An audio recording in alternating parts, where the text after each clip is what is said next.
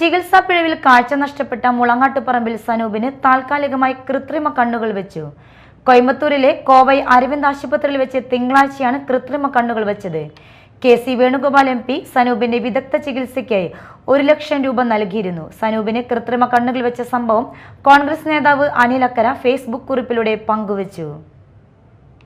Thrissur medical college ആശുപത്രിയിലെ ചികിത്സയ്ക്കിടയിലായിരുന്നു സനൂപിന് 2 കണ്ണുകളും നഷ്ടമായത്. ചികിത്സാ പിഴവിനെ തുടർന്നാണ് കാഴ്ച നഷ്ടപ്പെട്ടതെന്ന ആരോപണം ഉയർന്നിരുന്നു. കൃത്രിമ കണ്ണുകൾ വെക്കുന്നതിലൂടെ കാഴ്ച ലഭിക്കില്ലെങ്കിലും സ്മാർട്ട് കണ്ണട ഉപയോഗിച്ചോ കേൾവിശക്തി ഉപയോഗിച്ചോ ദൈനംദിന കാര്യങ്ങൾ ചെയ്യാനാകും. ഇതിനായുള്ള പ്രത്യേക പരിശീലനവും സനൂപിന് നൽകും. മുട്ടുവേദനയെ തുടർന്ന് തൃശൂർ മെഡിക്കൽ കോളേജ് ആശുപത്രിയിൽ ചികിത്സയ്ക്ക് പോയതായിരുന്നു സനൂപ്. പിന്നാലെയാണ് കാഴ്ച നഷ്ടപ്പെട്ടത്. KC വേണുഗോപാൽ MP സനൂപിന്റെ വിദഗ്ധ ചികിത്സയ്ക്ക് 1 ലക്ഷം രൂപ നൽകിയിരുന്നു. സനൂപിന് കൃത്രിമ കണ്ണുകൾ വെച്ച സംഭവം കോൺഗ്രസ് നേതാവ് അനിൽ അക്കര ഫേസ്ബുക്ക് കുറിപ്പിലൂടെ പങ്കുവച്ചു. Media time, Thrissur.